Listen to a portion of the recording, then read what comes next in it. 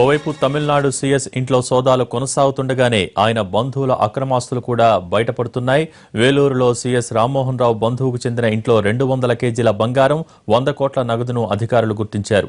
చిత్తూరులో రామ్మోహన్ రావు వియ్యంకుడి ఇంట్లో నగదును తూచేందుకు వేయింగ్ మిషన్ ను కూడా తీసుకెళ్లడంతో ఇక్కడ కూడా భారీ ఎత్తున నగదు పట్టుబడినట్టు తెలుస్తోంది. దీనికి సంబంధించిన మరిన్ని వివరాలు మా ప్రతినిధి దామోదర్ అందిస్తారు. దామోదర్, ఈ అంశానికి సంబంధించి మీ దగ్గర ఉన్న లేటెస్ట్ అప్డేట్స్ ఏంటి? ఉదయం చెన్నైలో తమిళనాడు సీఎస్ రామ్మోహన్ రావు ఇంట్లో జరిగిన దాడులతో పాటు అతని బంధువులు ఎక్కడైతే ఉన్నారో అక్కడ మొత్తం అన్ని చోట్ల దాడులు, ఐటీ అధికారులు దాడులు కొనసాగిస్తున్నారు. వేలూరు, అదేవిధంగా చిత్తూరుతో పాటు నెల్లూరు, ప్రకాశం జిల్లాల్లో కూడా ఈ దాడులు జరుగుతున్నాయి. ఈ దాడులు వేలూరులోని సీఎస్ సమీప బంధువు ఇంట్లో ఈ రోజు 3 గంటల సమయంలో ఐటీ అధికారులు పెద్ద మొత్తంలో బంగారము, నగదు స్వాధీనం చేసుకున్నట్టు తెలుస్తుంది. మొత్తం 190 కేజీల బంగారంతో పాటు 90 కోట్ల నూతన నోట్లు, 2000 రూపాయల నోట్లు ఉన్న క్యాష్ ను స్వాధీనం చేసుకున్నట్టు వార్తలు వస్తున్నాయి. అదేవిధంగా చిత్తూరులోనే ఆదికేశ్వర నాయుడు సోదరుడైన బద్రీనారాయణ రామ్మోహన్ రావుకు వియ్యంకుడు. ఈయన ఇంట్లో కూడా ఉదయం నుంచి ఐటీ అధికారులు దాడులు తనిఖీలు నిర్వహిస్తున్నారు. ఈ తనిఖీల్లో ఏదో బంగారం లభ్యమైనట్లు తెలుస్తుంది. అందుకోసం వేయింగ్ మిషన్ కూడా ఐటీ అధికారులు ఇంట్లోకి తీసుకెళ్లారు. కానీ ఎంత మొత్తంలో ఇక్కడ అక్రమాస్తులా లేకపోతే బంగారం బయటపడిందా అన్న విషయాన్ని ఇంతవరకు తెలియలేదు. శేఖర్ రెడ్డిని ఈ రోజు సిబిఐ అరెస్ట్ చేసిన తర్వాత వేగంగా పరిణామాలు మారుతున్నాయని చెప్పవచ్చు. ముఖ్యంగా తమిళనాడుకు చెందిన ఐఏఎస్ చీఫ్ సెక్రటరీ స్థాయి ఉన్న వ్యక్తి పూర్తి స్థాయిలో ప్రమేయం ఉందని భావించిన ఐటీ అధికారులు, అదేవిధంగా సిబిఐ, ఈడీ అధికారులు కూడా ఈ దిశగా తమ విచారణ కొనసాగిస్తున్నారు. ఈ విచారణలోనే భాగంగానే వీరు ఇళ్లపై దాడులు చేసినట్లు తెలుస్తుంది. మొత్తం మీద ఈ దాడులు మరి 2 రోజుల పాటే కొనసాగుతాయని ఐటీ వర్గాలు అంటున్నాయి. దీంతో పాటు సిబిఐ కూడా, ఐటీ అధికారులతో పాటు సిబిఐ కూడా ఈ దాడుల్లో పాల్గొన్నట్టు తెలుస్తుంది. భోగి అయితే ఇప్పటిదాకా అటు వేలూరు గాని, చిత్తూరు గాని మొత్తం దాడుల్లో ఎంత విలువ గల నగదు బయటపడింది? వేలూరులో జరిగిన సీఎస్ సమీప బంధువు ఇంట్లో వేలూరులో జరిగిన తనిఖీలు పూర్తయినట్టు తెలుస్తుంది. ఈ తనిఖీల్లో 190 కేజీలు బంగారం లభ్యమైనట్లు ఒక సమాచారం బయటకు వెలువడింది. అదేవిధంగా 90 కోట్ల నూతన నగదు. కానీ చిత్తూరులో జరిగిన తనిఖీల్లో ఎంత దొరికిందన్న విషయాన్ని ఇంతవరకు బయటకు చెప్పలేదు. అధికారులు ఉదయం నుంచి ఒక 5 వాహనాల్లో వచ్చిన ఐటీ అధికారులు వారు ఇంట్లోనే ఉన్నారు. వారు ఇంకా బయటికి రాలేదు. అదేవిధంగా నెల్లూరు, ప్రకాశం జిల్లాల్లో కూడా ఇదే విధమైన తనిఖీలు కొనసాగుతున్నట్టు తెలుస్తుంది. భోగి అయితే పూర్తి విషయం రేపటికి కూడా వెలువడే అవకాశం ఉంది. మొత్తం మీద వేలూరుతో పాటు చెన్నై పరిసర ప్రాంతాల్లో సీఎస్ సమీప బంధువులు చాలా మంది ఉన్నట్టు తెలుస్తుంది. వారి అందరి ఇళ్లలోనూ దాడులు కొనసాగిస్తున్నారు. అదేవిధంగా ఎవరైతే శేఖర్ రెడ్డికి సహాయపడ్డారో ఈ సీఎస్ తో పాటు మిగతా ఐఏఎస్ అధికారుల మీద కూడా విచారణ కొనసాగిస్తున్నట్టు తెలుస్తుంది. ఈ విచారణలో మొత్తం మీద ఎంతమంది అధికారులు బయటకు వస్తారన్న విషయం కూడా సిబిఐ 2-3 రోజుల్లో బయటకు తెలిపే అవకాశం ఉంది. భోగి అయితే ప్రస్తుతం తిరుపతిలో బద్రీనారాయణ ఇంట్లో సోదాలు జరుగుతూ ఉన్నాయి. ప్రస్తుతం బద్రీనారాయణ ఎక్కడ ఉన్నారు? దానికి సంబంధించిన డీటెయిల్స్ ఏమైనా ఉన్నాయా? బద్రీనారాయణ చిత్తూరులో నివాసం ఉంటాడు. ఆయన ఇంట్లోనే ఉన్నాడు. అసలు ఆయన ఈ రోజు పుట్టినరోజు కూడా కావడంతో ఆయన అభిమానులు కూడా పెద్ద సంఖ్యలో ఆయన ఇంటి వద్దకు వచ్చారు. అయితే అదే సమయంలోనే ఐటీ అధికారులు తనిఖీలు నిర్వహిస్తున్నారు. తనిఖీల్లో ఆయన ఇంట్లోనే ఉన్న సమయంలోనే ఈ తనిఖీలు కొనసాగుతున్నాయి Bhogi. Okay, thank you Damodar.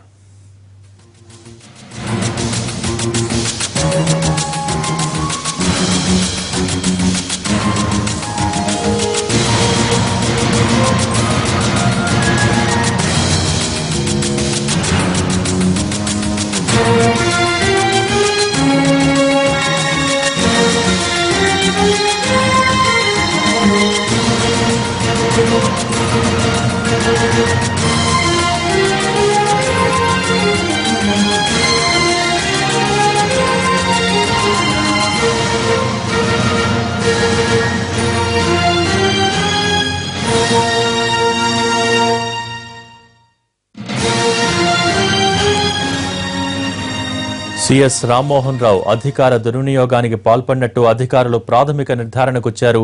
CS ను కూడా రేపు అరెస్ట్ చేసే అవకాశం ఉంది. శేఖర్ రెడ్డికి రామ్మోహన్ రావు కుమారుడికి మధ్య వ్యాపార సంబంధాలు కూడా ఉన్నాయి.